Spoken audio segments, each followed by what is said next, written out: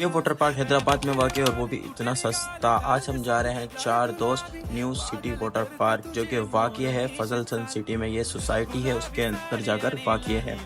इसको तामीर किया गया था आज से कोई 7-8 साल पहले, बट किसी वजह से इसको रन नहीं किया गया। 2024 का इसको रीओपन किया गया है और इसको वापस से मॉडिफाई किया गया है। इसका टिकट प्राइस जो है 400 है, बट कुछ टाइम पहले 300 था। और इसका जो ये लेक है, और ये जो इसका लेक है, ये लेक इन्हों का खुद ही का है, इन्होंने बना रखा है। और इसके अलावा यहाँ तफरीह कोई नहीं है, ये वाले झूले भी हैं और कुछ स्लाइड्स भी हैं। यहाँ भी हम करते हैं कपड़े चेंज करने के बाद हम गए स्लाइड के अंदर और स्लाइड की इंजॉय।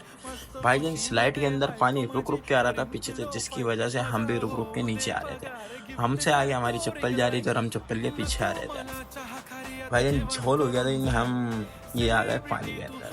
हम लोगों ने एंजॉय किया।